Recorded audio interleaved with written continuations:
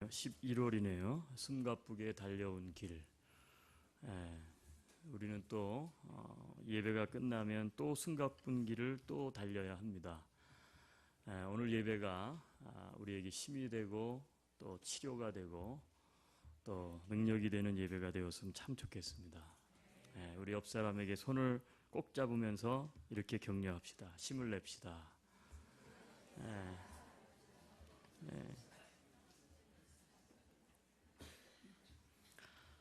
우리가 신앙생활하면서 우리 자신에게 던졌던 질문 가운데 아마도 자주 가졌던 질문이 있다면 아마 이런 거에 아닐까 싶습니다. 다른 사람들은 주님을 사랑한다고 이야기하는데 나는 왜 주님을 깊이 사랑하지 못할까?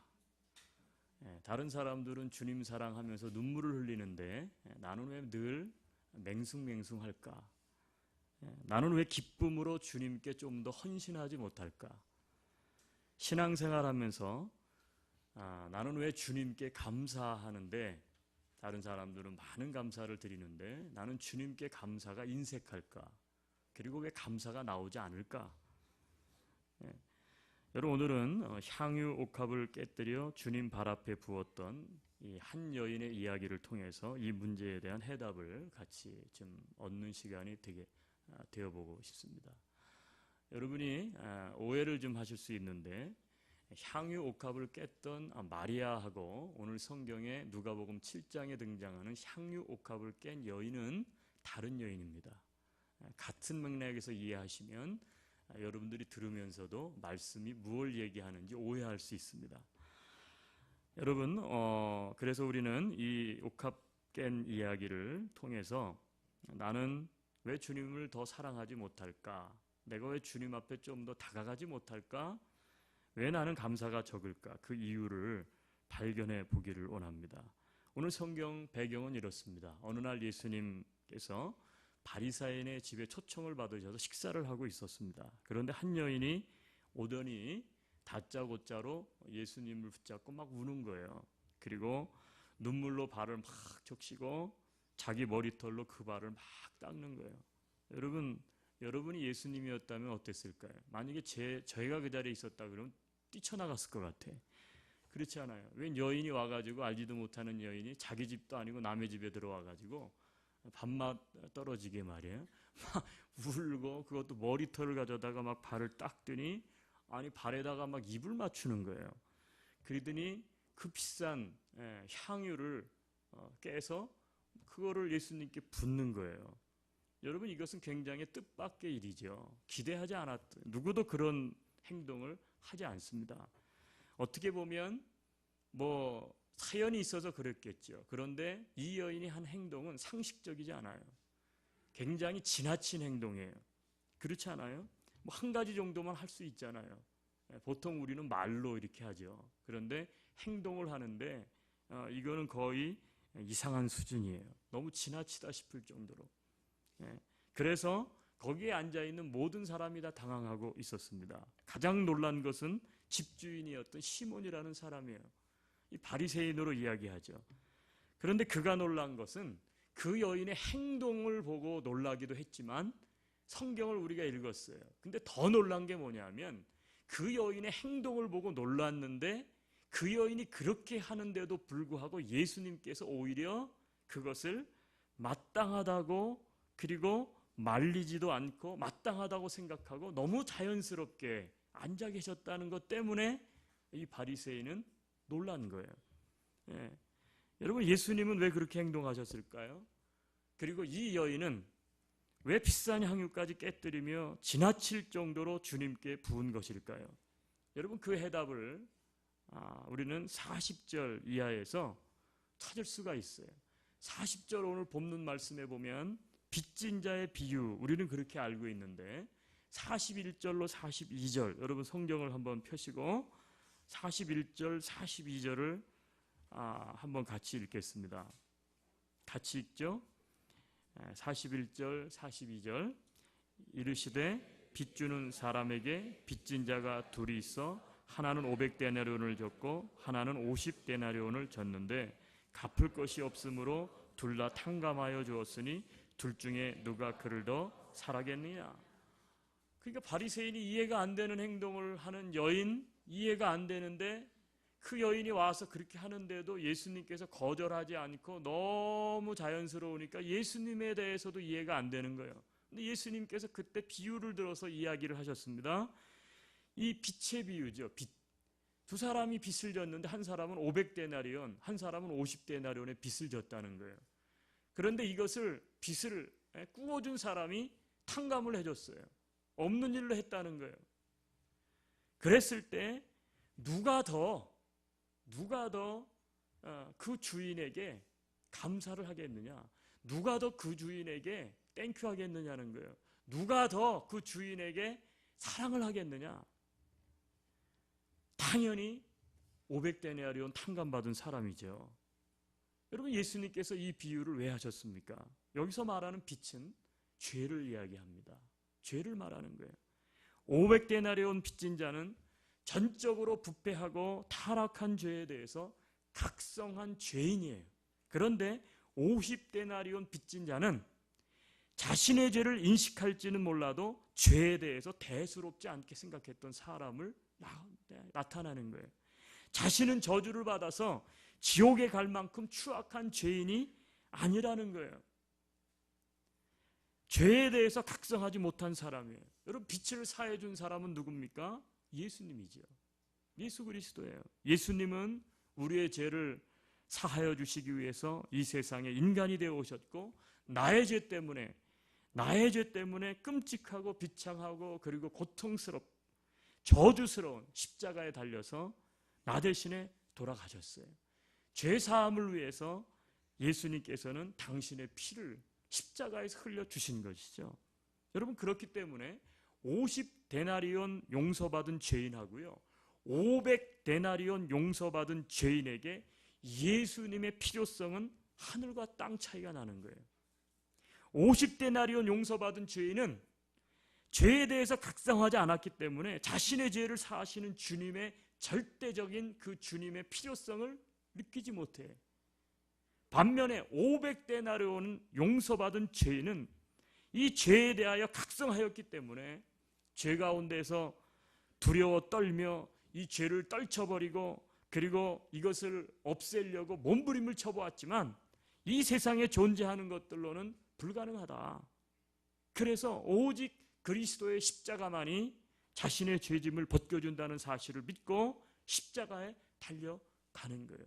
예수 그리스도, 죄를 사해 주신 예수 그리스도의 절대적인 필요성을 알고 믿고 그리고 십자가를 붙든 것이 누구냐? 500데나리온 빚진 자예요. 그래서 예수님께서 오늘 이 성경 말씀에서 가장 중요한 본문의 핵심 키워드 말씀은 47절이에요. 우리 성경을 한 번 더 보겠습니다. 예수님께서 이 비유를 들어 이야기하시고 47절에 이렇게 말씀하셨어요. 같이 한번 읽읍시다. 이러므로 내가 내게 말하노니 그의 많은 죄가 사하여졌도다. 이는 그의 사랑함이 많음이라. 사함을 받은 일이 적은 자는 적게 사랑하느니라. 여러분, 이 말씀을 우리가 보고 지금 이렇게 생각하고 처음으로 돌아가서 이 여인을 다시 한번 주목을 해보세요. 성경에서 이 여인을 동네 어떤 한 여인이 이렇게 표현하고 있지 않아요. 이 여인이 누구였느냐 하면 이 바리새인이, 아니 이 여인이 왜 남의 집에 자기 집에 들어와서 그리고 이게 왜 무슨 이런 행동을 해? 그리고 예수님을 향해서, 아니 예수님이 선지자로 알고 그래서 내가 식사를 초청했는데 아니 저 여인이 죄인인 거를 다 아실 텐데, 그러면서 하는 얘기가 어떻게 그 죄인이 식사 자리에 와가지고 당신한테 저렇게 하는 것을 저렇게 용납을 하지? 왜 개의치 않는 것이지? 하고 이 바리새인은 의문을 품었던 거예요. 여러분, 향유를 부은 여인은 동네에서 다 아는 큰 죄인이었다, 이렇게 성경은 이야기해요. 동네에서 다 알아, 이 여인이 죄인인 것을. 여러분, 그 죄는 단순한 죄가 아닌 거예요. 동네 사람이 다 안다는 죄는 굉장히 큰 죄인이에요. 용서받지 못할 죄인이에요. 그래서 사람들이 아마도 이 여인을 가까이 하지 않았어요. 예. 아마도 이 바리새인의 집에 이 여인은 난생 처음으로 들어와 봤을 수도 있을 거예요. 여러분, 그런데 예수님은 달랐어요. 다른 사람들은 다 배척했고 이 여인을 받아주지 않았지만 예수님은 이 여인을 받아준 거예요. 그래서 이 여인은 자신이 할 수 있는 모든 것을 다해서 주님께 과도한 헌신을 쏟아 부었던 것입니다. 여러분, 그래서 예수님이 이 여인의 행동에 대해서 뭐라고 이야기했습니까? 사함을 받은 일이 적은 자는 적게 사랑한다, 이렇게 이야기한 거예요. 그러나 큰 사함을 받은 사람은 큰 사랑을 할 수 있다는 거예요. 큰 헌신도 할 수 있다는 거예요. 큰 감사도 아깝지 않다는 거예요. 여러분, 서론적으로 처음으로 돌아가서 다시 한번 이 질문을 던져보죠. 내가 왜 주님을 덜 사랑합니까? 다른 사람은 주님을 너무너무 뜨겁게 사랑한다는데, 다른 사람은 주님을 위해서 헌신하는데 나는 왜 헌신하지 못합니까? 내가 왜 하나님 앞에 감사드리지 못합니까? 왜 이렇게 인색합니까? 여러분, 그 이유는요, 오늘 성경 본문에 의하면 주님께 받은 사랑이 적다고 느끼기 때문에 주님을 사랑할 이유가 없는 거예요. 내가 사랑받은 게 없는데 내가 뭐하러 사랑을 해요? 내가 사함받은 일이 없는데, 죄사함의 은혜를 내가 경험이 없는데 내가 왜 주님께 감사를 드려야 합니까? 내가 왜 헌신을 해야 됩니까? 받은 게 없는데. 여러분, 누가복음 17장을 가면 11절로 17절에 보면 10명의 문둥병자가 주님께 치료받은 이야기가 나와요. 여러분, 당시의 문둥병은 못 고치는 병이에요. 그리고 이 병은 사람들의 왜 이 병에 걸리는가 이렇게 생각을 했냐면, 아주 몹쓸 짓을 했기 때문에 하나님이, 즉 신이 버렸다, 이렇게 생각을 한 거예요. 동네 안에 사람들과 함께 살지도 못했어요. 왜? 전염병으로 또 오해까지 했기 때문에. 그래서 정상적인 삶을 살지 못한 사람들이 10명이 길에서 사람들에게 구걸을 해가지고 그거를 먹고 사는 거예요. 마을에도 들어가지를 못해요. 자, 근데 예수님께서 지나가시다가 이 문둥병이 10명이 우리를 불쌍히 여겨 주십시오, 우리에게 뭔가를 주십시오, 그랬더니 예수님께서 이 10명의 문둥병자를 고쳐주셨어요. 그들이 죽을 병에서 이제 고침을 받은 거예요. 그런데 그 성경을 여러분들이 17장을 돌아가셔서 나중에 집에 돌아가서 한번 잘 읽어보세요. 놀라운 일은, 이상한 일은 뭐냐면 10명이 고침을 받았는데 한 명만 다시 가던 길에서 돌아와서 예수님을 쫓아와가지고 감사를 드립니다. 나머지 9명은 오지 않았어요. 나머지 9명은 어디로 간 것일까요? 아마 추수감사절, 감사절 때, 그래서 이 설교를 우리가 많이 듣죠. 그래서 우리가 9명이 아니라 1명의 이 문둥병자가 돼야 된다, 이런 설교를 많이 들으셨을 거예요. 그런데 이 본문을 살펴보면 우리는 질문이 하나 있어요. 왜 9명은 안 돌아왔느냐는 거예요. 반면에 왜 1명은 다시 돌아왔느냐는 거예요. 그런데 그것을 알 수 있는 성경 본문의 답이 전혀 클루가 존재하지 않아요. 오직 하나 존재하는 것은 뭐냐면 9명은 유대인이었고 돌아온 사람은 사마리아인 이방인이었다, 이렇게만 기록하고 있어요. 여러분, 저는 여기에 해답이 있다고 믿어요. 그게 무슨 얘기냐면, 이 단서가 될 만한 것은 9명이 유대인이었고 돌아온 1명이 사마리아 이방인이었다고 하는 게 이게 클루예요. 거기에 해답이 있어요. 여러분, 유대인과 달리 사마리아 이방인은 하나님의 백성이 아니었습니다. 유대인들은 우리는 하나님의 백성이에요. 하나님께서 원래부터 우리를 선택한 선민이에요. 거기에 대한 자부심이 있었는 반면에 이방인들은 하나님께서 선택한 백성이 아니에요.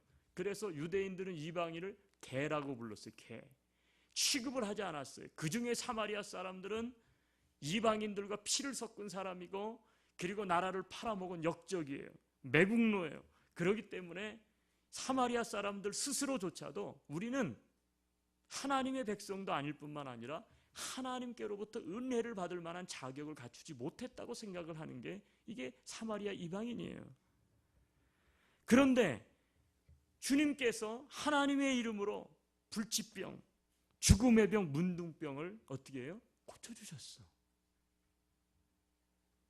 근데 그게 더 놀라운 건 뭐냐면 거기에 9명 유대인이 고침을 받은 것은 그럴 수 있어. 하나님의 백성이니까. 근데 9명은 유대인인데 동등하게 나에게도 기회를 주셨다는 거예요. 이방인인 사마리아인 나에게. 여러분, 아무 자격이 없는데, 내가 받을 만한 자격이 없는데 나를 자격 있다 하시고 나를 고쳐주셨다는 거예요. 여러분, 그래서 예수님은 오늘 본문에서 사함을 받은 일이 적은 자는 적게 사랑한다.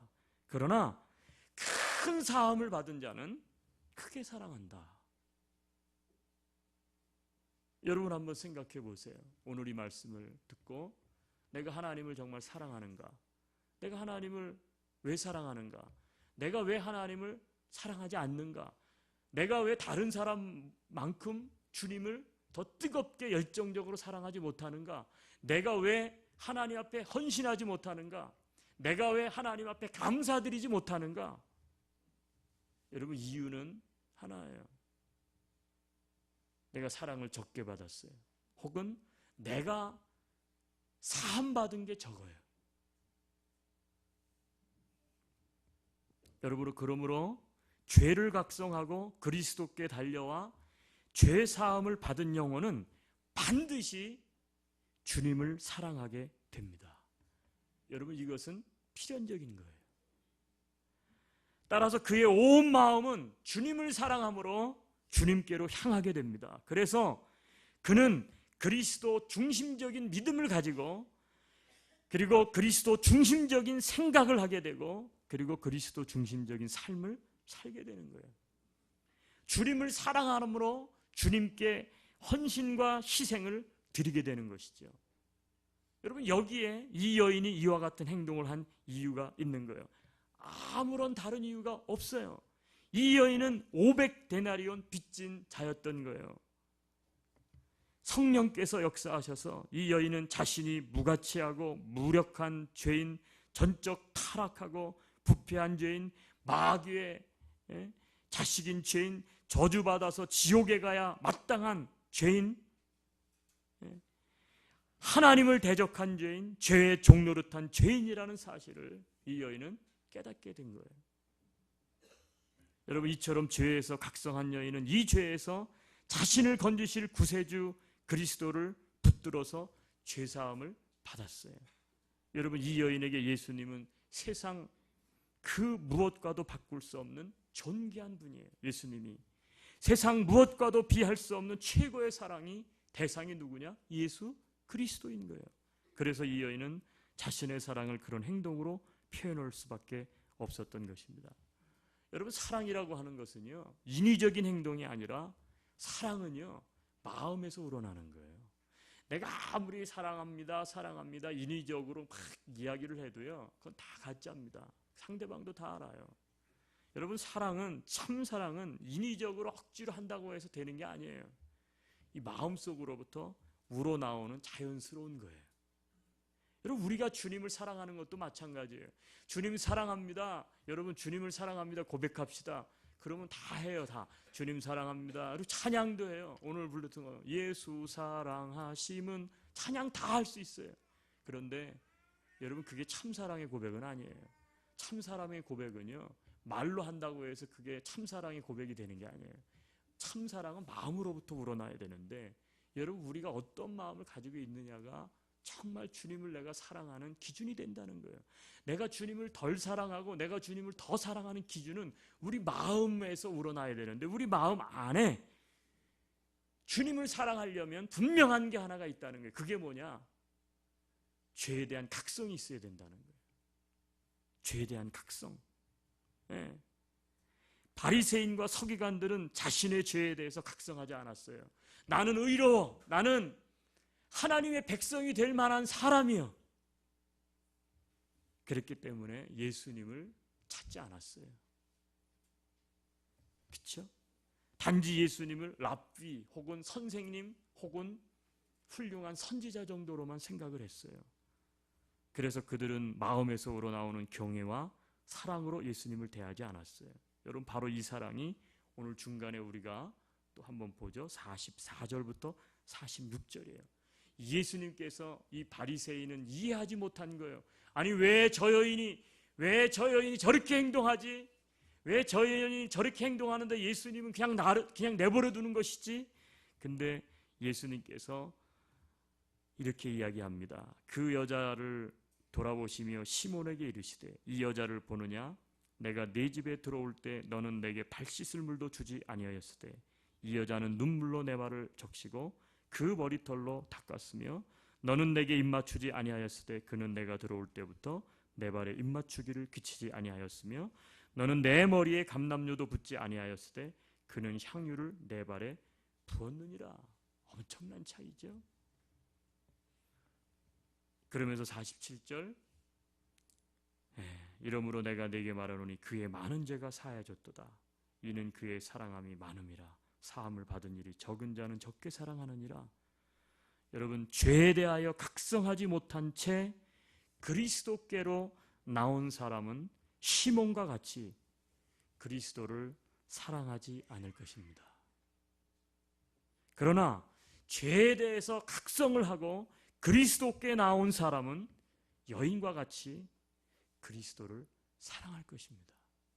오늘도 우리 예배가 예수님 앞에서 아름다운 예배, 헌신적인 예배, 향유를 깨서 붓는 예배가 되려면 여러분,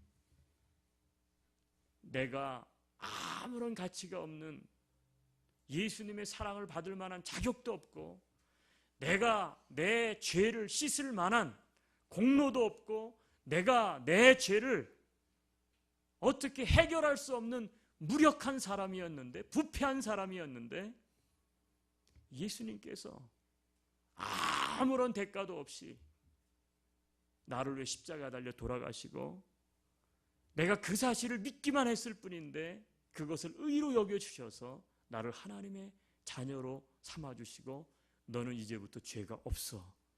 이제부터는 자유해. 여러분, 죄사함에 대한 깊은 각성, 죄사함 받은 것에 대한 은혜를 여러분 아는 사람은 향유를 부을 수가 있는 거예요.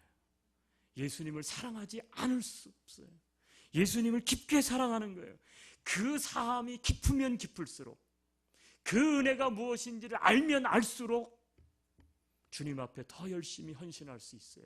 바른 예배를 드릴 수가 있는 거예요. 그런데 그 사함이 내가 무슨 죄가 있어? 주님께서 내가 나한테 해준 게 뭐야? 여러분, 이런 사람들은 예배를 드려도요 그냥 마당만 밟고 왔다 가는 것뿐이에요. 아무런 변화가 일어나지 않을 거예요. 여러분, 우리에게 이 문제는 추상적이거나 이론적인 문제가 아니라 이것은 실제적인 문제입니다. 여러분이 죄에 대해서 각성을 하게 되고 죄를 사해 주시는 예수님의 절대적인 필요성을 깨닫고 십자가를 붙들게 되면 여러분의 인생과 여러분의 신앙생활은 놀랍게 변화가 될 줄로 믿습니다. 놀라운 변화가 일어나는 거예요. 이전까지 경험하지 못했던 예수님을 향한 사랑을 경험하게 되고 체험하게 될 거예요. 이전까지는 그리스도 이외의 것들에 관심이 많았어요. 이제는 그리스도께만 관심을 가지고 그리스도의 말씀을 통해서 모든 것을 바라보게 될 것입니다. 여러분, 이게 뭐냐? 여러분, 이것이 바로 복음이라는 거예요. 오늘날 복음은 죄에 대해서 함구하고 죄를 희석해서 이 인간의 비위를 거스리지 않으려고 자꾸 그렇게 복음의 능력을 잃어버렸어요. 어떻게 하면 인간의 비위와 기호와 취향을 맞추어서 더 많이 교회 성도들을 모을 수 있을까 고민하고, 그리고 복음이 아닌 싸구려 복음을 전하고 있어요. 여러분, 이런 현상이 일어나게 되는 근본적인 원인은 복음을 전하는 자가 먼저 참된 복음을 경험하지 못했기 때문에 그래요. 참된 회심을 경험하지 못했기 때문에 거듭남과 회심에 대해서 전혀 알지 못하고, 그러므로 거듭남과 회심을 일으키는 참된 복음을 전하지 못하게 되는 거예요. 피상적으로 죄와 그리스도에 대해서 증거하고 인간의 행복, 그렇죠? 인간들이 필요로 하는, 우리가 필요로 하는 뭐 좋은 거, 행복, 만사형통, 축복, 물질, 예? 이것을 복음의 도구로 착각하게 만들어 버렸어요. 그러나 참된 복음이 선포되는 곳에는 인간의 수치스럽고 치욕스러운 죄가 드러납니다. 그래서 폴 워셔라고 하는 분은 이렇게 이야기했어요. 복음이 뭐냐? 복음은 반감을 일으키는 사건이다 그랬어요. 한번 따라해 봅시다. 복음은 반감을 일으키는 사건이다. 예. 여러분, 복음은 편한 게 아니에요. 왜? 그 안에는 죄를 지적하는 날카로운 칼이 들어있기 때문에. 복음은 그냥 아멘, 참 오늘 너무 좋다, 그렇게 받아들일 수 없어요. 왜냐하면 죄를 날카롭게 지적하는, 죄에 대한 각성이 그 속에 들어있기 때문에 회개하지 않고는 그 문제를 해결받을 수 없기 때문에 그래요. 여러분, 복음은 집요하게 인간의 죄를 폭로하고 드러냅니다. 그래서 복음은 인간의 행복과 안위와 욕구와 취향과 기호를 다 무너뜨리고 죄를 드러내어서 그리스도의 십자가로 나아가게 만듭니다. 여러분, 우리가 거듭나기 전까지는 우리 다 그랬어요. 그렇죠? 뭐를 복음으로 생각했어요? 여러분, 우리가 죄에 대해서 각성하기 전까지는 다 뭐를 좋아했어요? 우리가 우리의 탐욕을 어떻게 하면 채울 수 있을까? 내 니즈를, 삶 속에서 필요한 것들을, 내 행복들을 어떻게 하면 얻을 수 있을까? 그걸 얻으면 행복해. 예배 와서도, 그렇죠? 그런데 거듭난 후에는 아니에요. 그리스도를 사랑하는 것에 행복을 느끼는 거예요. 예. 여기에서 참된 헌신이 이루어지는 것입니다. 그리스도를 향하여 향유를 붓는 행동이 우리의 예배와 우리의 찬양과 우리의 기도와 우리의 말씀과 묵상과 설교와 전도와 선교와 그리고 친교와 헌금에서 드러나게 되는 거예요. 드러나게 되는 거예요. 여러분, 따라서 참된 복음은 반드시 우리를 그리스도를 사랑하는 자리로까지 인도합니다. 그 사랑이 이 여인과 같이 그리스도께 향유를 붓게 만드는 거예요. 사랑하는 성도 여러분, 누가복음 7장 47절 우리 같이 한번 펴봅시다. 오늘 말씀을 생각하면서 이 여인이 향유를 깬 이유, 향유 옥합을 부은 이유 어디에 있는가? 다시 한번 읽겠습니다. 47절. 이러므로 내가 네게 말하노니 그의 많은 죄가 사하여 졌도다. 이는 그의 사랑함이 많음이라. 사함을 받은 일이 적은 자는 적게 사랑하느니라. 아멘. 우리 한번 눈을 감읍시다.